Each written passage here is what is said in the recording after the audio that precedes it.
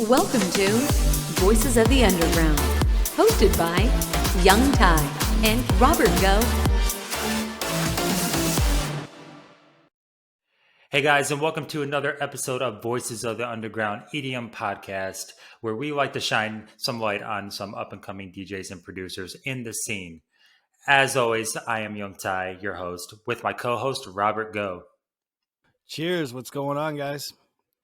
And today in the studio, we have a very special guest. He had a brand new track come out on Blasting Recordings called Silent Shadow, and he just put out his self-release of Rave Candy. Ladies and gentlemen, please welcome to the podcast, Ambrus. How you doing, buddy? Hey. What it do, man? What's up, man? We're excited to have you on here, man. It's thank you for having me. Yeah, dude.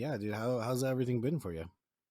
It's good. Just usual thing, just life. Go to work, come back home, work on music as much as I can. Yeah, that 9-to-5 life, huh? Yeah, man. You gotta pay for these samples somehow, you know? You gotta pay for all these gear somehow. And always buy your sample packs, all right? We're already getting the tips and tricks portion of the show. We're starting off strong, boys. Starting off strong. So on the show, man, we like to dive deep on our guests and all that. So do you want to start before you started music and kind of give us an insight of how you got into EDM music in general? Well, I got into dance music because of my older brothers. So I don't know how they found out about it, but they just started playing it when I was around. Like once, we're kids, we don't remember a certain time frame of our lives. So once I started, I could go as far back as as I was 5 years old, and I can remember hearing old tracks like from Maro Picotto, Komodo, old Tiesto stuff, old Armin stuff, Ferry Corsten, Castles in the Sky, of course, a big trance track back in the day. So we were mainly like trance guys and hard trance and a bit of early hardstyle. So that's pretty much how I got into this music. That's all I knew, to be honest. And yeah, everybody would be listening to hip hop and all those other genres while I was listening to EDM when almost nobody was listening to it. Yeah, no, it's crazy because what you're going through, you're naming off some classics there, man. That's how you got started into EDM and listening to EDM. And then, if I remember correctly, you were doing dance, right? You were doing like b-boy stuff, right? And that's kind of went hand in hand. Yeah. I used to breakdance a lot back in the day.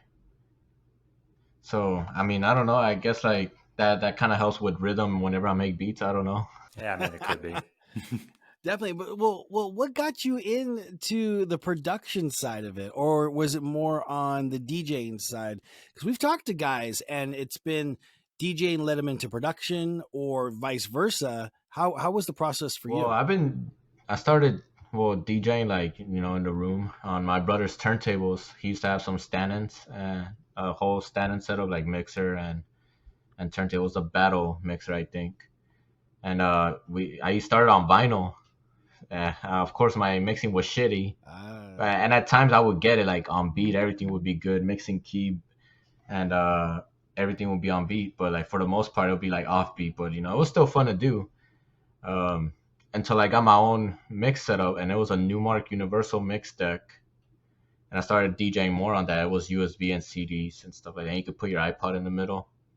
So I started doing that for a good while. And then I was like, you know what, I want to get a better setup now. I want to go a little bit deeper. So I got the one I have right now, the XDJ-RX from Pioneer. So I got that. I was in a relationship at the time with a girl. And then she noticed that I would DJ a lot in my room, just play a lot of music, like trance, the big room stuff, hardstyle, whatever. And she said I was really good at it. And she said, why don't you get into production? And I was like, I'm not sure. We'll see. This was probably late 2015, early 2016. And then she mentioned it again, later on that year, because we saw a bunch of DJs play. And then we saw this guy named Keizo. And then I became a huge fan of him. The moment I saw him, because he just played a bunch of hardstyle. A lot of the stuff I like to listen to. Right. Yeah, he's pretty sick live. A lot of energy, yeah, for sure. I could see why that would be a big influence. Yeah, so what happened there is that I started looking deep into his history and how he went to school for production. I was like, oh shit, that's cool. And I kind of got interested in production, but I was like, I wasn't sure. So she brought it up later on 2016. I was like, you know what? Let me try it out. So I got FL Studio, the trial version, and I spent a lot of time on there for like a whole month to see, like, I didn't want to invest money into something that like I was gonna fall off right away. So wait, you said you started with FL Studio, Young Ty. That's a point for you, buddy. Yeah, here we go again with a whole. It's the starter. No, it's a good DAW. It's a good DAW. We got to stop this hatred towards FL Studio. No, it's good though. Like 95% of the people start in FL, and then when they're kids, and then as adults, they tend to move on. But anyways, as we digress here, Ambrus. So you get FL Studio. You're encouraged by your girlfriend at the time to start music production. Yeah. So when did you start it full time? Were you working? How were you managing your time to kind of get to where you're at now? I was working. Like I had to like buy it somehow. So I bought all these. I bought Serum. I did the $10 a month thing for a while. I got Silent, and fortunately enough, they had Silent for like $9 a month too. So that was great. I was like, awesome. So I can afford this. So I was working. I went to the gym, and I spent a lot of time on FL, and I pretty much stayed late for a good while, just learning how to use the program. I went to sleep late. I went to work sleepy. And I don't know. I just like when I was at work, I would think about like getting back on a DAW. So, and there would be times where like that's usually how it goes. Yeah. So, and there was a time where I switched out my workout so I could like balance out the gym and production more, which is pretty much what I'm doing now. So yeah, I worked, went to the gym, and spent the rest of my time working on music. I would even have talked to my girlfriend on the phone, and I would be working on music at the same time. So I would be juggling both at the same time. So I was multitasking. Yeah, you got to find that right work-life balance. Yeah. Sometimes it requires a sacrifice. So like sometimes I wouldn't talk to my girlfriend, or sometimes I wouldn't go to the gym. Sometimes I'll be like, I don't feel like going to the gym today. Yeah. So, okay. So it sounds like then DJing really spurred the other side, production for you. And then that, like you said, that came afterwards. How long, we get this question a lot, right? How long do you DJ, produce? How long does it take to get signed, right? It's a very vague, very general question. We get it a lot though. For you, what was that process like from getting FL Studio? Because I met you in 2020 when you had just switched over to Ableton. Yeah. So had you had a track signed by then, or what was that process for you from start to finish in the sense? So when I met you, no, I don't think I had a track signed yet. It was like a little bit after that. Yeah, so I was like 3 years in already, like into production. Yeah, 3 years in. And yeah, like it took me like 3 years to get a track signed. Usually people like it takes like 2 years. And I'm like, how did you do it? But like, I mean, everybody has a different process. Yeah, most definitely. I think it's just you touched on it before, the amount of time that it takes to understand production and to make a commercially signable track. I think people tend to underestimate that process for you. Did you find it hard to do that, to put in that time to multitask? Is this girlfriend still with you? How did that all play out? Oh no, man. Nah, she's long gone, man. But like oh, so she introduced you to production, and then as soon as you got it, she dipped out. I'm gone. Yeah, so like it's like everything in life, people come and go. And yeah, like when I first signed my track, I think we broke up like the year before or 2 years before, because like you get with someone and then like you somehow have that connection, they come back, and then y'all keep going out, like, but y'all not boyfriend and girlfriend. But yeah, like that's a whole different story, But yeah. That's the next podcast. She came back because you had a signed track. No, this was before I had the signed track. Yeah. Oh, okay. So she's not in my life no more. Okay, so what label did you get your track signed, and what genre were you making at that time? Have you always been doing Big Room? Yeah, when I first started, it was like I was all over the place, but it was mainly big room. It was big room and trance, sometimes hardstyle, but it was mainly those two genres, big room and trance, because I grew up with trance and I always wanted to like blend both. So yeah, it was a big room track. What label did you get? Oh, it was on Spur Recordings, Spur Records or Recordings, whatever it is. But yeah, it was on there, and it was Under the Moonlight. It was a big room track, and it had like a side bass on it. Right.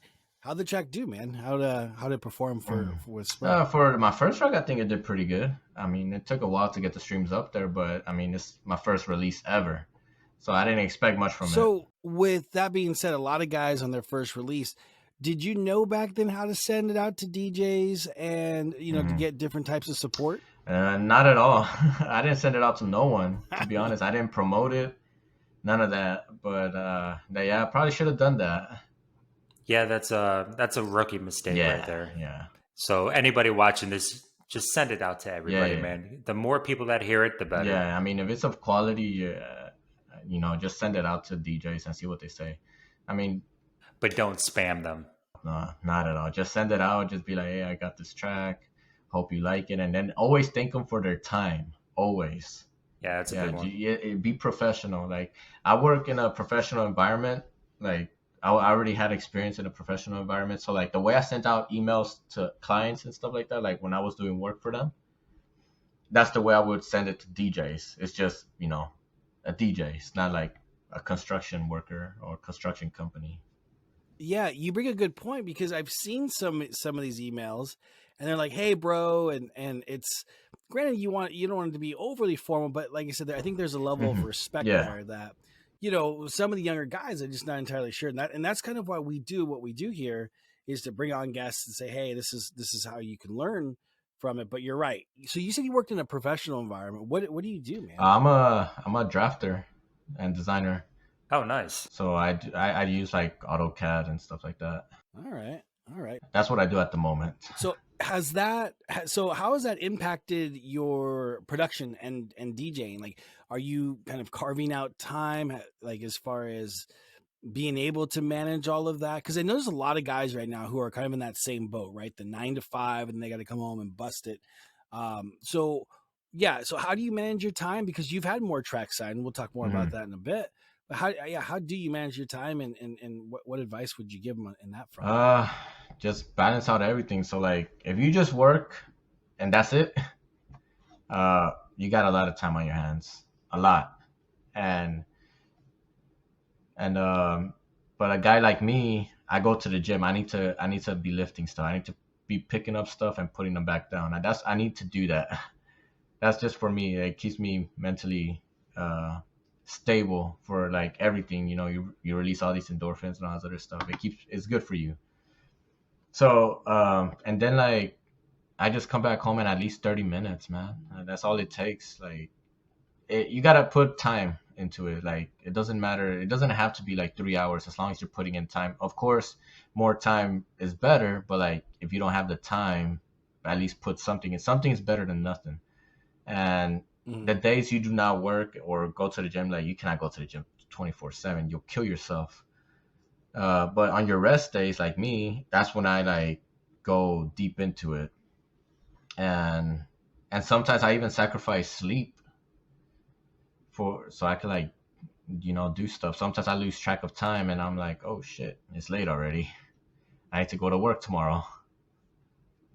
So sometimes that happens. But yeah, you got to put in time. You got to sacrifice something. You got to, whether it's a little bit of sleep, whether it's hanging out with friends, family, or whatever, you got to sacrifice something. Like, the road to success is not nice or whatever.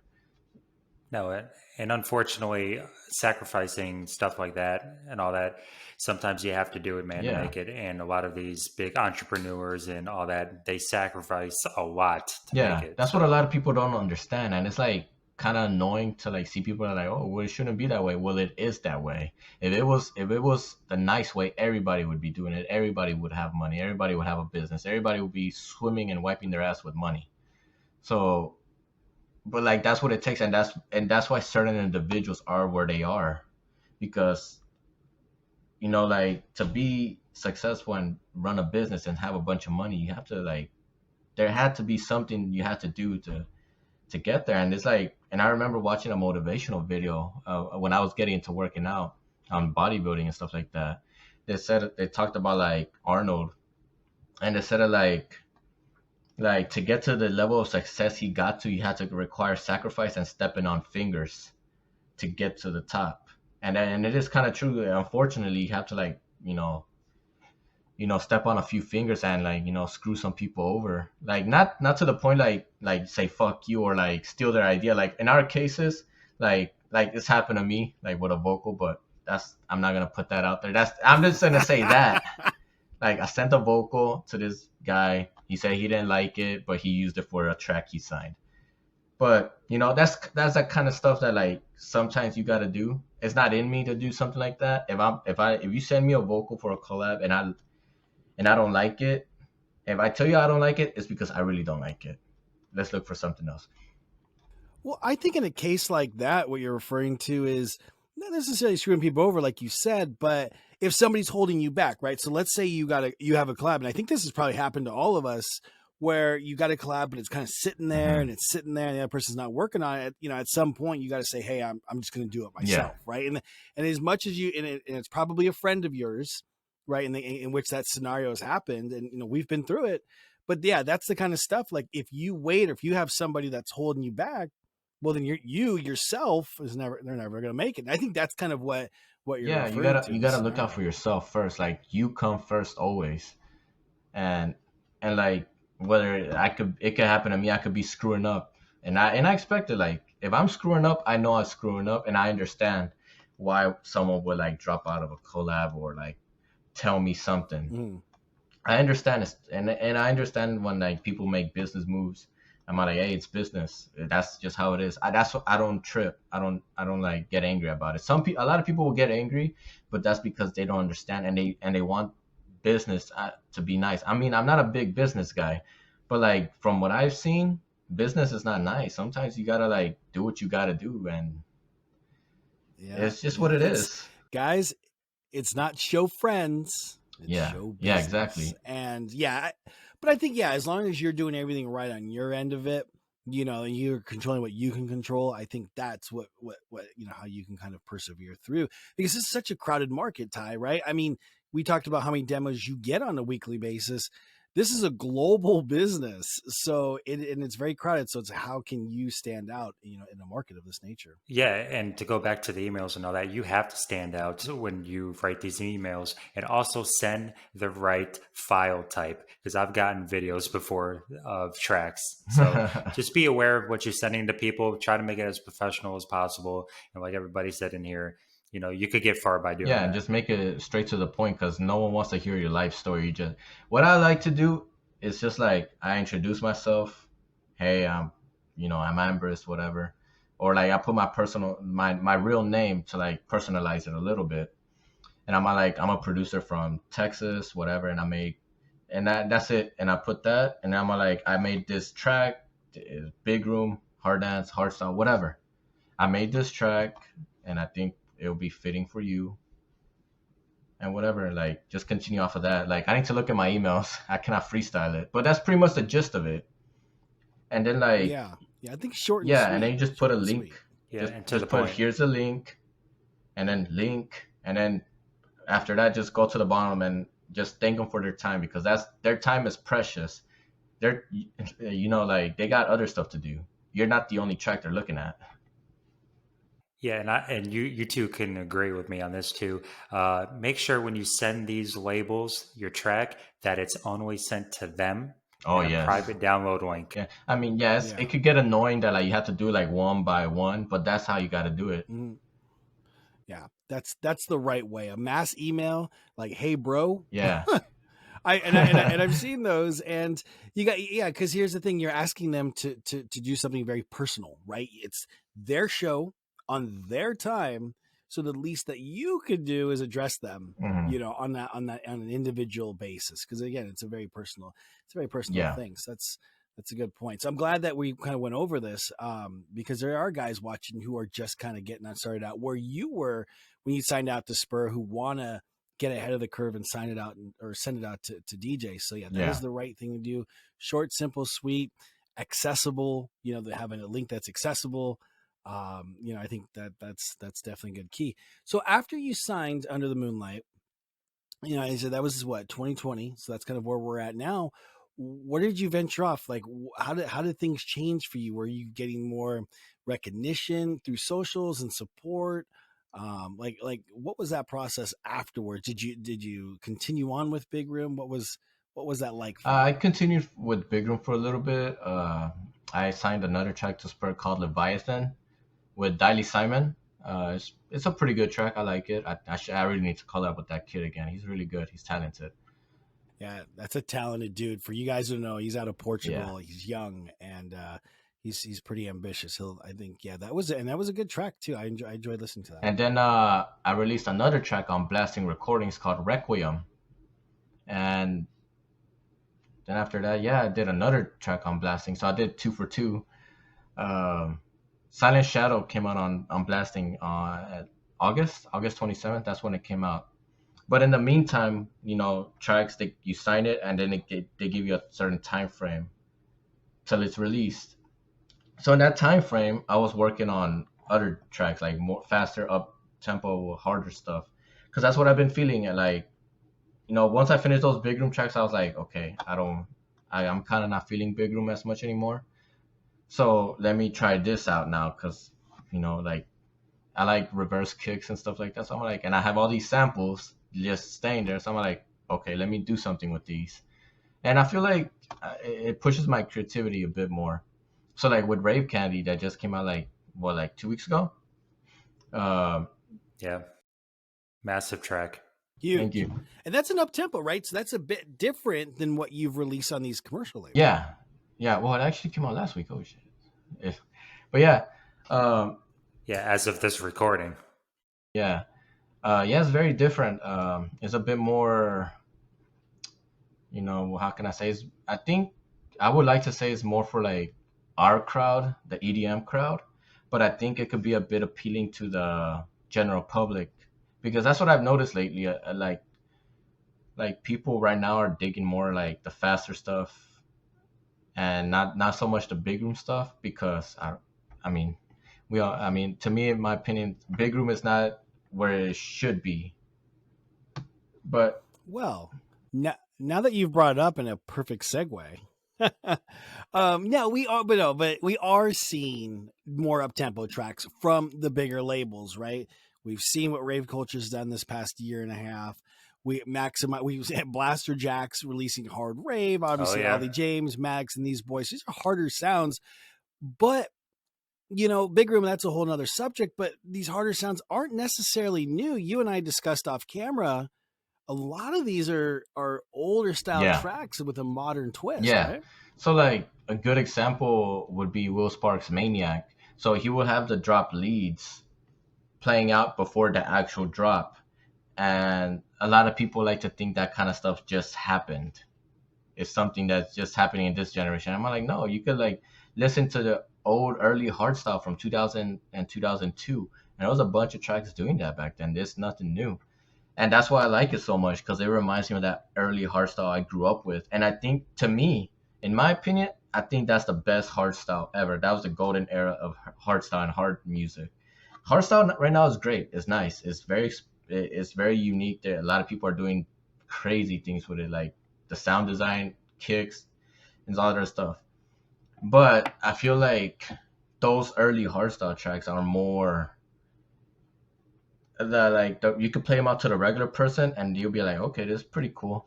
Like the regular person does not want to hear fucking laser kicks and distorted kicks that like feel like that's gonna blow out their speakers, Like, yeah, they might, but like for the most part, I don't think so, in my opinion. Well, I felt like the early hardstyle had a little bit more of a groove in it, right? They use the reverse bass kick. So again, like I know that I've played some current hardstyle for some non-EDM folks, and if they're not into those big raw style kicks or hardstyle kicks, then you kind of get that look and screechy leads. But yeah, I kind of felt they have that groove, and that's kind of what Rave Room's encapsulated on, what RC has done a little bit. is bring back some of those harder sounds, and just like the leads are bigger now and so forth. Everything is louder, of course. But yeah, the DNA of the early 2000s and late 90s is right in all these Yeah, tracks. and that's why I like the current Ollie James stuff and the current Matic stuff. And you have the people that like to talk shit about them, like why they left Big Room. They didn't leave Big Room. I think they might come back to it when the time is right. But for now, it's like I think they switched for their careers. Like they saw the writing on the wall. Well, let's talk about it. Do you guys think that these new sounds and these new tracks and all that are going to take over the festival scenes? Yes, I think so for a good while because we're having a festival here in Houston in the Bay Area of like Texas, called Freaky Dicky. It used to be called Something Wicked. They rebranded it to Freaky Dicky. So I went 2019, and before that, I think the first Freaky Dicky when they rebranded it was 2018. So 2018, yeah, like there was like I didn't like the lineup that much. It was like dubstep, bass music, like growly, guttural sounds. I mean, some of it's cool. I mean, for like a few minutes, but like an 8-hour festival, nah. And for 2 days, nah, it's not for me. It has its own crowd, that's them. So 2019, I went, and there was literally no Big Room. So like here in Texas, like Big Room was huge 2013. Well, even before that, like probably 2011 to 2016 or 2016. That was the last time we had like the like Big Room, and it was like starting to decrease by that time. So the last time Texas had like a bunch of Big Room guys, it was probably 2014. So yeah, I went 2019, and there was a bunch of hardstyle there. Like, so you heard all the crazy stuff like distorted kicks, reverse kicks, whatever, hard side, and there was no Big Room. Probably the closest guy that was to Big Room was Dioro, and he doesn't play Big Room. He does play Big Room, but he doesn't identify as a Big Room guy. Yeah, he dabbles with it. Yeah, he dabbles with it. I mean, it was an okay set. It was good. Armin was there. He plays some Big Room, but he's mainly a trance guy. Steve Aoki was there. You heard some Big Room, but that's about it. Got hit in the face with a cake. Yeah, uh, but like what I noticed with Steve Aoki is whenever he played Big Room, yeah, people liked it, but he would play faster stuff, and I saw the people light up. So I was like, okay, something's going on here, and then like I got bored at the main stage, so I went back to the hardstyle stage, and it's like a whole different atmosphere. The crowd is different, and people are raging harder. So I'm going this year again because of the hardstyle. They're having the hardstyle again. So I think the promoter's noticing something because we didn't have hardstyle that much. Like this is actually the first time we're having like a stage meant for hardstyle, like the second time. And back then we didn't have that much hardstyle. Like, yeah, you would have headhunters come through, but that's it. Now we're having a bunch of guys. You're having this guy from California called Geo. You're having Lady Faith come in, Tone Shifters.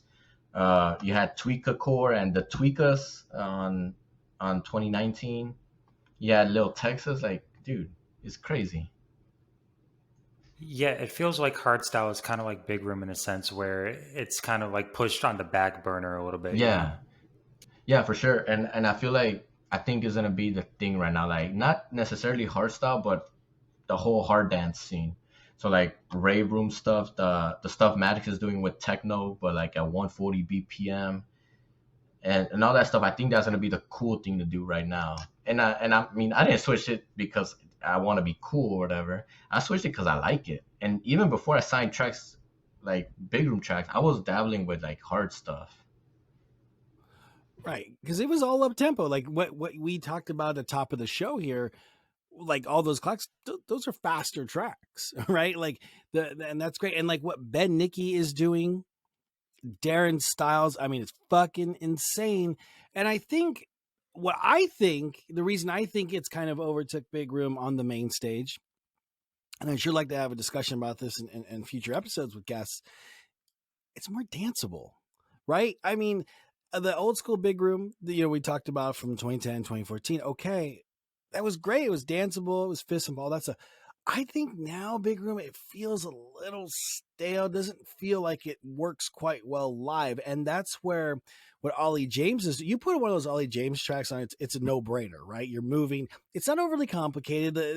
The melodies are simplistic in nature, but it moves. It has groove. He uses a lot of different like techno hi-hats and Yeah, things like that to find, to kind of find an off rhythm there, and it works. And I just kind of feel like the big room we're hearing now, it just doesn't quite have that same juice live. It might be more Spotify friendly yeah, perhaps, but when it doesn't work live like maybe the old school big room yeah. does.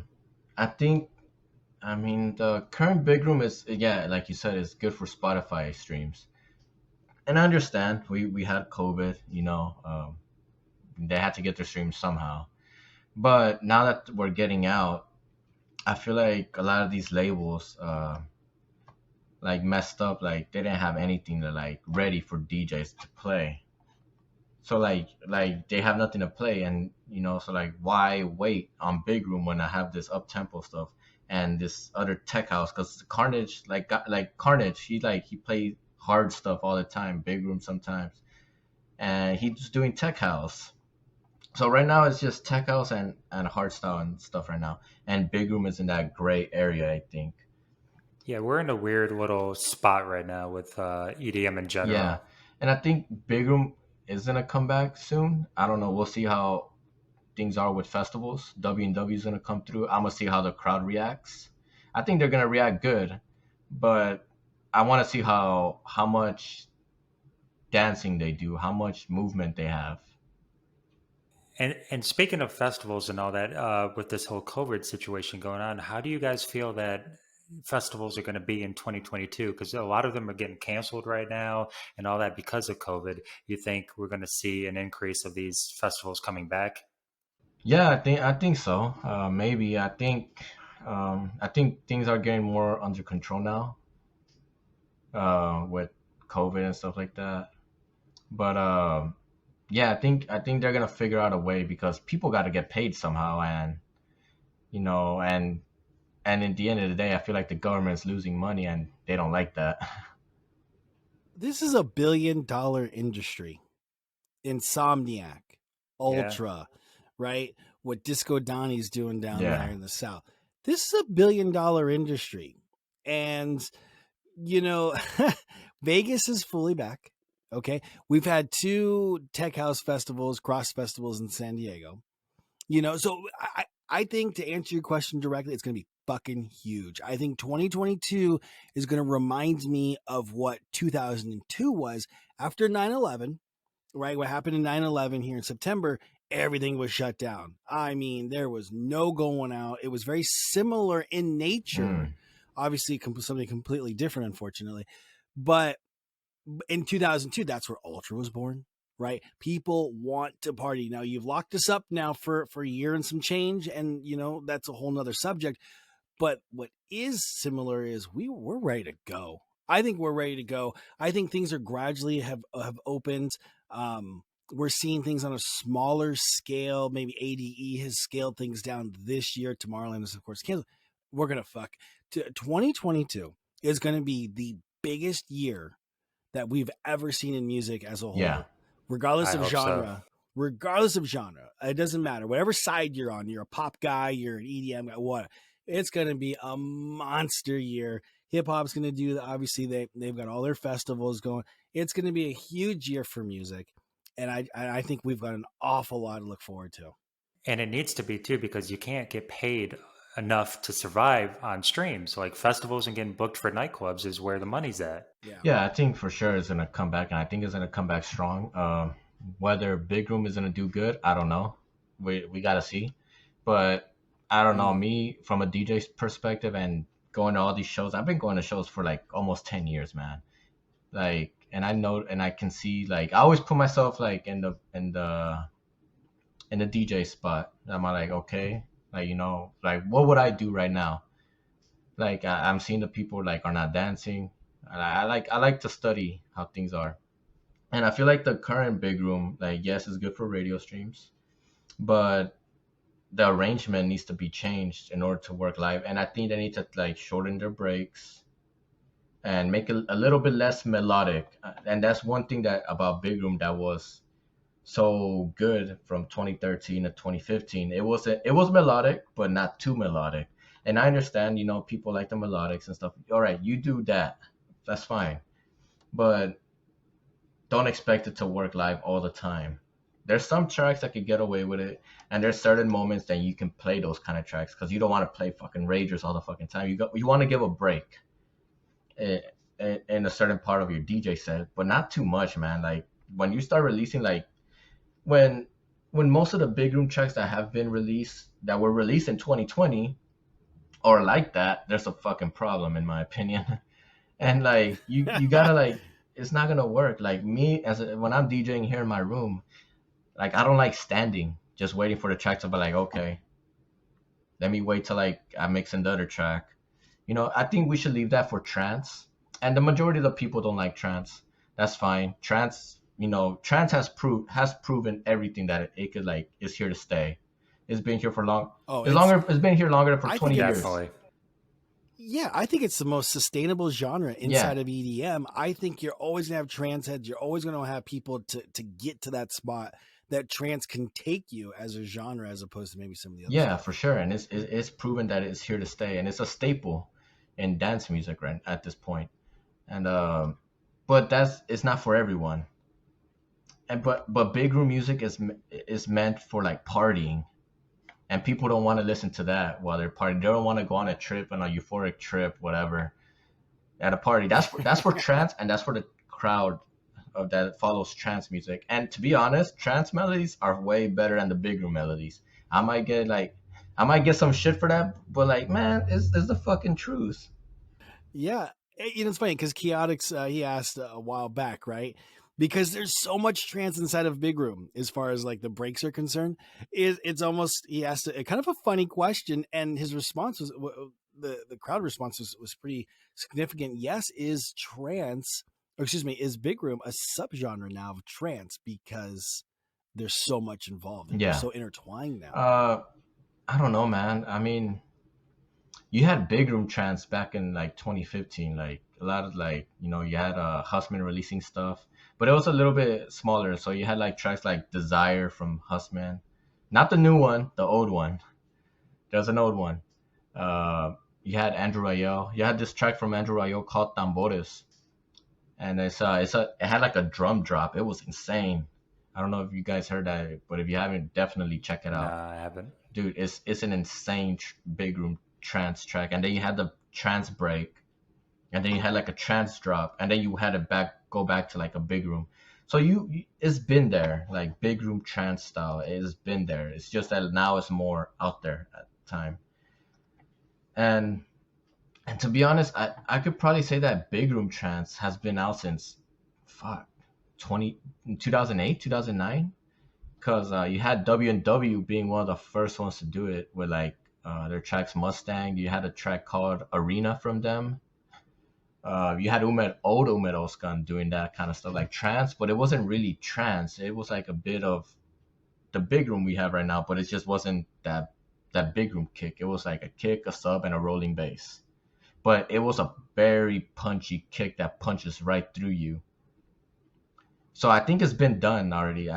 But like Big Room for sure. I mean, I don't know if I would call it a subgenre for trance. It definitely has elements, Super Sauce were in trance. But I don't know. I think, and maybe, I don't know, not sure, because they're both very different. Like trance is like, euphoric, you could dance to it side to side, but it's not like, and it of course has its jumping moments. But Big Room is for me, it's meant just straight to the point, get straight to business. Let's just party and rage, just get fucked up. I think that's what it is to me. Yeah, I think it's definitely been the party music of the EDM scene. I definitely think so. So, okay. Now you've talked about some of the early people. How about now? Are there mixes? We'll go two prong on this question. are there mixes that you listen to or radio shows that you find yourself gravitating to hear new music? And I guess the second part of that would be, who inspires you now? Who do you listen to that really kind of gets you going as far as like wanting to get in the studio or on a DJ side of it? Oh, okay. For radio shows, oh man, it's tough because like I'm a terrible person when it comes to that. Like I don't listen to many. Sometimes I tune into Ty. Sometimes I tune into DJ Guys. Sometimes I tune Hey, into man, I Azeos. appreciate that. Yeah, yeah, Yeah, yeah, there no you go. problem. Nice Yeah, plug. I sometimes hop into those and see what's going on. What I like about Ty is that he starts with like deep stuff, which is cool. I just don't like hard stuff. I like almost everything. I like future house. I like deep house. I like the melodic house that Tiesto's doing under his Verwest alias. I like that stuff. Yeah, Uh, you can agree that I go with house music and then I yeah, gradually build up to big room and then hardstyle and up tempo. Well, that's a DJ set though, Yeah. right? I mean, that's really the DNA of DJing in you, Ty, that you start off your radio show like a yeah. set. And so, Ambrose, do you listen to DJ sets? Do you go look at new guys' sets, how they did like a festival or what happened 5 years ago, previous Yeah, sets? I listen to more DJ sets than radio shows, to be honest, because like I like to get straight to the point. Like if I was to like open a show, like if I was to like headline, I'm starting hard, like hard style, whatever.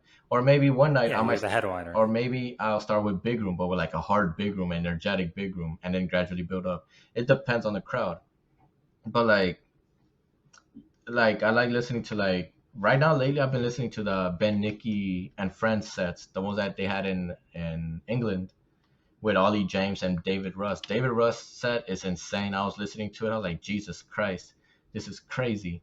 So I've been into that sound lately, like trance, but like with a hard style influence. So I guess you could say hard trance.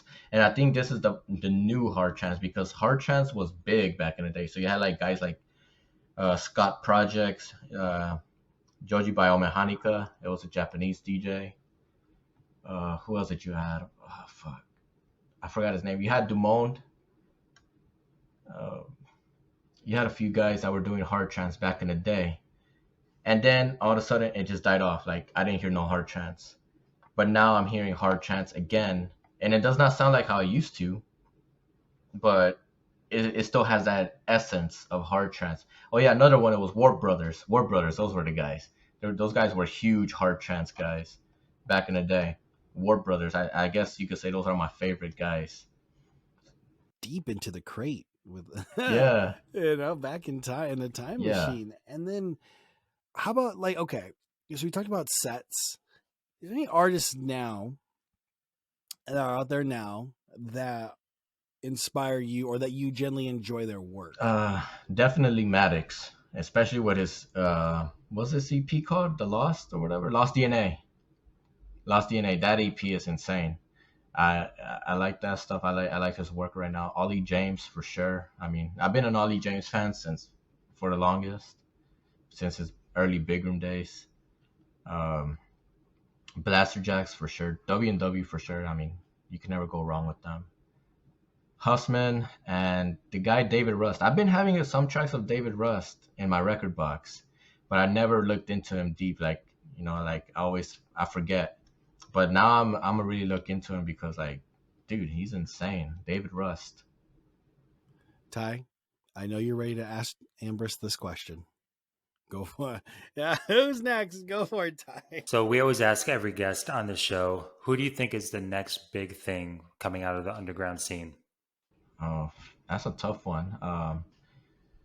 For sure, TBR. Viwadi he's pretty good. I like his work. Yeah, great Um, guy. I don't. I would say Gaspar, but I think he's already got out of that because he's in Revealed now. He released a track in Revealed, so I think. I mean, if he didn't sign a track in Revealed, I would have thrown him in there for sure. But I think he's excluded for this one. No diss for Jay, but like I think he's doing great things, and I think he's out of it already. I mean, he already made it out. He's great. Um, who else? Oh shit. it's kind of hard because like I feel like a lot of the guys are all doing the same thing. Like no one's like everybody's giving the same vibe on Big Room. Um, but shit. So you have TBR Buati. I like Ezra Hazard. He's pretty good. Yes, yes, that guy there has got big things. He's a talented, because we all know people who maybe aren't really strong in Mm, theory, and yeah. and they have a trust. I feel like those guys who, we all go through it, but they struggle to make sustainable tracks, right? Consistently. I think with Ezra, he has a lot of knowledge of music, and he's able to make a bunch of different genres. In fact, he just dropped a remix pack, and I'm not trying to plug his stuff, but it was really good. And I like guys that can be versatile, I guess. And I think that just opens up more opportunities, right? If you're a one trick pony, then that you have one label or one genre to appeal to. But if you're able to cross over on things, I feel like it just gives you a bit more of an advantage to get up out of the Well, underground. yeah, for this show too and all that, we are here to plug people that we feel, deserve more Yeah, yeah, exposure. yeah. So, Rob, who do you think is the next big thing? I fuck with Hartshorn. He's an American producer, does a lot of UK hardcore. Just had a track out. I did something on Rave Room. Hartshorn. He's a guy. He's going to be really good. Another artist that we touched on from Portugal is Dali Simon. I think another multi-genre guy. He dabbles. I mean, I think he did an EP of electronic rock because he just wants to go and explore. And I think short term that kind of hurts you, right? It kind of hurts you a little bit because you're doing so many different things. But long term, when you talk about understanding music theory, when you talk about, because you can't make crossover genres unless you know what the hell you're doing, right? Unless you understand these genres, you can't really make crossover genres. And we're seeing that now where things are getting blended together, right? We've seen a lot of different tracks. We talked about before Big Room Trance. Well, you got to know trance. You got to know Big Room to make Big Room Trance, right? So these are the kind of guys that I like quite a bit, that explore, and they're young, they're talented guys, and they're not afraid to get out of the box. Now, look, if you and we've seen it because I've heard it before too, right? If you establish yourself in a certain genre, you can't switch. Well, I think Cashmere is doing okay. I like to think that Ollie James is doing fantastic. Maddox is doing better numbers. Hello, Will Sparks was doing Melbourne Bounce. That's not happening. He's doing more on the techno side of things. So what we see is from the top down is the guys that are exploring new genres. And I think the guys who only put themselves in a box, like, yo, I'm only going to do melodic Big Room with chord stabs on the fourth Oh my bar, god. bitch kicks. Okay, we won't. We're not going to rehash that. But if that's all you can do and that genre then leaves you behind, well, man, you might have to get that 9 to 5. Yeah, definitely. I feel like I come across a lot of people on Discord chats that they have that mentality. They're like, it's this way and this way only. It has to be this way. If it's not Big Room, fuck that shit, and fuck this artist for like switching for doing this. Like you cannot be saying that, dude. Like, I mean, I've been seeing a lot of yeah, that. you have your opinion. You have every right to say that. But like that mentality is like it's like I think it just holds you back, like from expanding Well, it's yourself. adapt or die, right? And it doesn't mean we have to go chase genres. It doesn't mean everything has to be a slap house track. But I just feel like when you adapt to the the temperature of the room, it makes you dangerous as an Yeah, yeah, artist. yeah, for sure. And I just think that when you have an open mind to things, not you're chasing, like, oh my goodness, Ibanez made this track Roses, now he's got 50 million views, I'm gonna go do that because I need 50 no, no, no, that's not what we're talking about. We're talking about just being an open mind and an open book, because when you see everything clearly, oh man, you have a really good shot at making it, and then you appreciate things more. Oh, real quick, as I digress, one more guy I want to give a shout out to, because I'm playing this track in Mass Chaos this um, when I'm hosting that episode, is Obrix. Oh yeah, he's great. Obrix is another up tempo guy. He's done some stuff on Intensity. I love that kid. I think he has an awfully bright future. I know one of his releases come out towards the end of the year. It's an up-tempo track, and it is stuck in my head. So I'm gonna play it on Mass Chaos, and it'll get stuck in your guys' head. But yeah, I love this conversation, because hopefully guys who, I also think guys are a little bit afraid to open up their mind, because they are in specific genre-based discords, and they might even be afraid. So my hope is, with this conversation, to get out of the box a little bit, because I think overall it's going to help their Yeah, career. for sure. Yeah. And there's a bunch of other guys. There's a few other guys that I like, but I just feel like they don't release enough music to like really, get people's attention. Like one track a year, and it could be a banger. Like there's guys out there that release one track a year and it's a banger. But when we're talking about breaking out the underground, you cannot I don't think that's how you break out. You got to be releasing tracks, like not every month, but like at least 3 tracks a year, or maybe a little bit more, like 4. Yeah. I think this business is kind of like, well, anything, out of sight, out of mind. And you're right. You don't have to flood the market with a bunch of stuff and 7-man collabs, but consistency, I do believe, is key. And I also think, and I wanted to talk to you guys about this too, is getting outside the box a little bit on socials. I some of the guys who I like, I only have a relationship with their cover art of their logo, right? That's all that I see. And I'm losing that personal aspect. We talked a little bit about it with Chaos. What do you do to kind of get out of the box and show more of a human element to yourself as an artist? I mean, I just recently started posting a little bit more on my music, Instagram. I post mostly on my personal Instagram, because the stuff I post on there I cannot post on there. I post memes, so I don't know how people are gonna react. Oh, you got one of those accounts. Okay. Yeah, I got. It's legendary. It's not a meme account. It's more my life, But like I like to share memes. I like to make people laugh, and people can laugh at it. If you don't like it, you can unfollow me. But like, yeah, but I don't follow you on TikTok, and you spam me with memes all the time. Nah, I have to, man. Like you fucked up right there. You gave me your TikTok, man. I did, yeah. You fucked up. Now you're getting memes. Ambrus is the king of memes. I think that's how I met you initially, as I followed your personal account. I was like, yo, this guy, I already knew you were going to make it. Yeah, because you kind of have to be a little bit fearless, right? And then so with your socials, you kind of do have to share your life and whom you are and have a personality. Yeah. I think that's where a lot of artists struggle. Yeah, that's one thing I thought about. I thought about just switching, like posting a few memes here on my Ambrus page. But there's a lot of things I cannot post on there, because you never know. People always look to cancel people, and unfortunately, that's the world we live in at the moment. Just people like to get offended. They like to feel offended at this point. They love it. They search for it. They search every day. They get off their bed, and they stand up and be like, okay, what can I be offended by today? There's people like that out there. It's scary, man. Yeah, and it shouldn't be like that. And it's like, I like funny stuff. I like comedy. My sense of humor is kind of dark, and it's unfortunate that and I feel like a lot of we talked with some of these artists, and their sense of humor is pretty dark, but they don't post it because they feel like they have that fear of being canceled. So, and that's one thing I would like to do with my Ambrus page. Like, I've been posting a little bit more often. Maybe I'll post a meme here and there related to music, or maybe not related to music.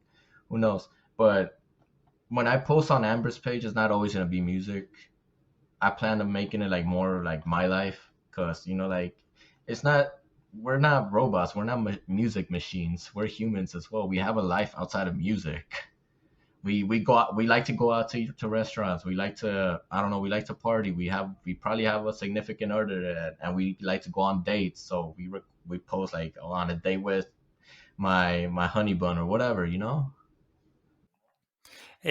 just want to bring up, because we were talking about cancel culture and all that. I want to bring up that people like comedians and all that are getting canceled for jokes that they're saying. And, this is their job at the end of the day. Yeah. Not to make you offended, but to, make you laugh and stuff. So it's kind of sad. I get like cancel culture when it comes to something bad that happened. Someone did something to somebody else, but at Yeah. the end of the day, you can't cancel people for music and for comedy. Yeah, yeah. That's just my Yeah, opinion. I think if you steer clear of race, religion, politics could always Oh be yeah. kind of and it's unfortunate, but I think, there's definitely some, and it's been like this for quite some time, right? So I think if you can steer clear of that and, keep it, appropriate there, because, ultimately, that's what I like about EDM. It's all about love. And Yeah. it really does have that lifestyle to it. But you're right. I mean, I think a lot of people look for ways to get offended. And so, but yeah, I like that you're talking about sharing your personal life, because when I look at guys like Blaster Jacks, right? I mean, these are big time guys here. But I tell you, they have their little comedy skits going on. They do well on TikTok. I just feel like I don't know them, right? Except for some of the times we've talked to them in their Discord. But I feel like I do know them. I feel like they're human elements. They're making million stream bangers, and they're legends. They're absolute legends, but I know them. I know Adir, right? And they're good on their socials. They reply on their socials. Yeah. And we've talked about that before. So key. I mean, these guys take time to actually reply. And so I just think those are the things, those little nuances that could really help artists relate to people, because there's probably a lot of people who haven't known you, Ambrus, up until this point. So now they're going to go look for you and find out who you are as a person and as an artist. And I think that's definitely a way to build a fan base. Yeah, for sure. And for sure being nice could take you a long way. But yeah, definitely. Like, I think, yeah, just being a genuine person, being your genuine self as in your artist page would help a lot, because there's too much guys out here like that they're artists, that's it. You don't know them. They're just artists. So, yeah, some people take it way too seriously. Like, and to Mm-hmm. piggyback off what Rob said, replying to everybody, Mm-hmm. that gives you that artist fan connection that a lot of people, they tend to like, and they'll come back to comment more and like more on your posts. Yeah, like Tiesto, like he recently got married not too long ago, and he had a kid not too long ago, and he's posting that his wife and his kid and stuff like that, like, and that's one thing, like he's putting out his personal life. Yeah, we want to have that relationship. I actually have a question for you. Speaking of personal self, if you had to go back and let's pretend we have a time machine here, guys, and you had to tell your 16-year-old self one biggest piece of advice, could be anything. If you went back on this time machine, what would you tell young Ambrus? Shit, start music sooner. I actually had an FL Studio version, like when I was a freshman in high school, but I there was no tutorial, so I was like, what am I gonna do? Like, the kind of person I was back then is totally different from what I am now. I like looked at it, I'm like, if I didn't find a solution on the internet, I did not like bother doing anything about it. Like, I didn't like just click buttons and see what each one does. I just closed the door and I'm like, that's it. I'm not gonna do this. It's complicated. I'm not even gonna try, because that's the kind of guy I was. Like, I didn't try. So I would like definitely go back in time and be like, hey, get into music sooner, because this shit's gonna blow up. Yeah, you'd have hated my era. We didn't have the internet. Oh man, dude, yeah. When I was in high school, man, we didn't have access to the internet like we do now. So yeah, that is good. So yeah, definitely start sooner. I find that's what a lot of guys tell themselves, because but the nice part is you're here now, right? You're right where you're supposed to be. I actually, Ty, I'll ask you the same question. If you had to go back and give young Ty a question or a piece of advice, what would you say? I would say stay focused. I lost a lot of focus throughout the years, moving a lot, and we could get into that in the next episode, Rob. But just stay focused. Like, don't party as much as you did. It's fun. Yeah, you're having a great time with friends and all that. But would you rather go out partying, or would you rather make music and staying focused, and the partying will come in the future? So yeah, that's about it. What about you, Rob? What would you tell? Stay the fuck away from that woman who's going to eventually be your ex-wife. Holy shit. That was, man, it didn't take me too long to think about that one. No, but on a Got there but on a quick. professional, yeah, oh yeah, I tell myself that every day. No, on a professional level though, yeah, I don't think I would do anything different. I feel like I am right where I'm supposed to be. And again, we'll elaborate more in another episode, but I am probably the latest starter in the history of EDM in the industry. Doesn't matter. And Doesn't matter, man. yeah, that's the way I feel. But for me, it's the right time because I'll tell you what, the amount of time and discipline it takes for production, I don't think my 16-year-old self, and that's why I'm always amazed at younger guys. You mentioned TBR beforehand, right? The guys, obviously Hardwell started super early, Garrix and all these boys. Really amazed by the maturity level that these guys have because this is a party industry, right? And so you're getting young kids that are playing at these types of events for adults. And so, yeah, big shout out to those guys. Who are almost proteges in that regard. They are proteges, and so to stay focused, I'm always really impressed. And the guys that I meet on the Discord that are 14, 18, 21, like still really young in the game, and their level of concentration and being able to manage school with that, I think is quite. Oh, remarkable. dude, yeah. My 16-year-old self would have I would have gotten in so much trouble, man. Like dude, the stuff like I say, like I would say back in the day, I would not say it now. I mean, it's nothing like crazy, but like a lot of people would get offended. Like it's like some kids on these discourse that go off the rails and say crazy stuff. Like nothing racist, nothing homophobic, to be specific, none of that. But it's just like, yeah, that kind of stuff would get me in trouble. Like, like the stuff I would say, like my mouth would get me in trouble. Like my level of maturity would get me in trouble, and it would affect my music career for sure. And I wouldn't like for sure my music would be on point. I would be focused because I was breakdancing at the time, and I was breakdancing 7 days a week for a few hours. So like I don't think focus would have been a problem, but like I think the stuff outside of it would have been a problem, like making connections and stuff like that. Now that I'm older, like, sometimes I just keep stuff to myself. Like there's some guy that could be disrespecting me on Discord or whatever, and I'm just gonna be like, all right, cool. Cool story, bro. Thanks. Yeah, cool story. Yeah. Yeah. Hey, thanks, legend. Yeah, no, it's you're right. And then I think you and I will we have the maturity to just vent to each other, and it's a safe zone. So hey, look, if you go find yourself a partner you can vent to, so you have a nice safe space instead of airing it out in a public. To be honest, forum. like just a group of friends. Yeah, to be honest, like keeping a lot of that stuff to yourself is bad, dude. Like at some point you're just gonna blow up and tell someone to go fuck themselves. And I feel like a lot of artists feel the same way, like, but they don't do it. And I can hear it in their voice sometimes. I'm like, oh, this guy wants to say fuck you to this guy. They don't do it because they know better, and they know that the career is a lot Exactly, more important than telling some random person to fuck you. Yeah, exactly. And that's like, yeah, my younger self would not. Yeah, I would have literally told someone that, because I did not know any better. But it's crazy to see a lot of these 16-year-old kids. Their level of maturity they have right now is insane. So speaking of, okay, so now we've talked about what we tell our younger selves. What piece of advice would you give artists today? What would you say to them to propel their career? Younger ones or anybody? And yeah, any artist could be starting, could be guys that are just kind of wanting to be where you're at. Even guys ahead of you, I still think that there's advice, because we give advice to artists who, I don't want to say it here, but they consult with us, right? We've talked to them before, and they're ahead of us in their career. So what are some big piece of advices that you could throw out there? Find a community, man. That helps a lot. Like, you have a few Discord chats. You have the Intensity chat. You have the Reveal chat. You have all these other chats, like the Rave Room chat, Hussman's Discord chat.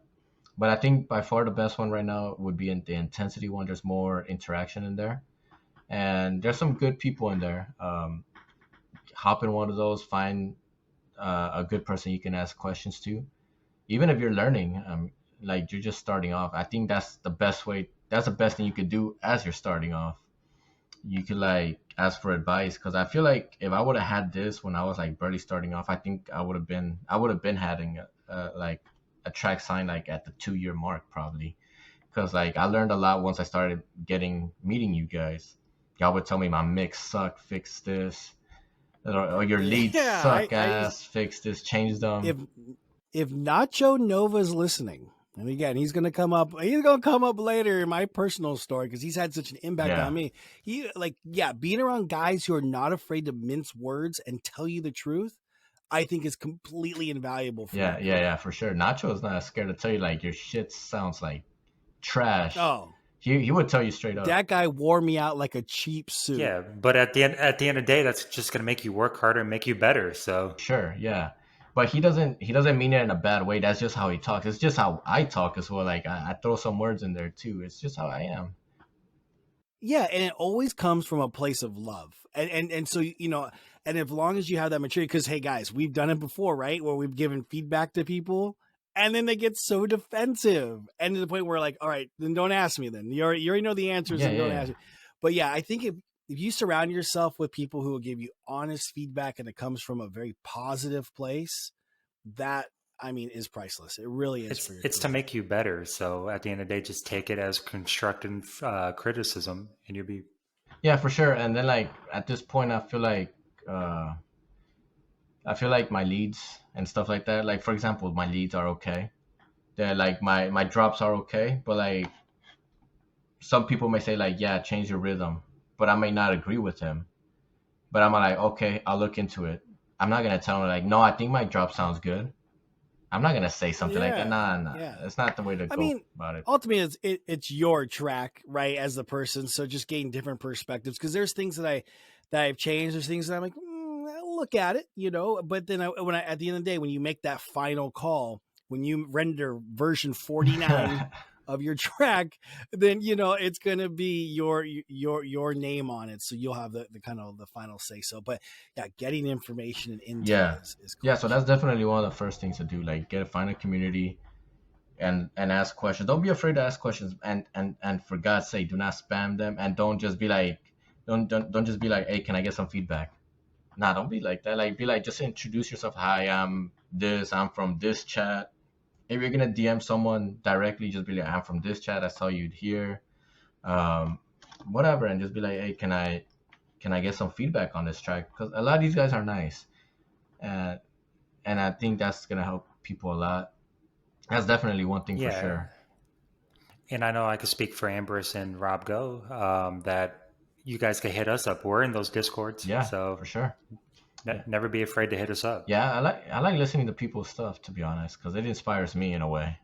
It's inspiring, Yeah, yeah. Yeah, and we launched a Discord for Voices of the Underground. And we'll put a link in the bio. But yeah, pop in. Don't be afraid to ask. And interact because I think, like you said, I love the fact that you talked about community because nobody signs a track alone. And I've said this before, and I'm really passionate about this. It takes a village to sign a track. I believe that because it takes the feedback.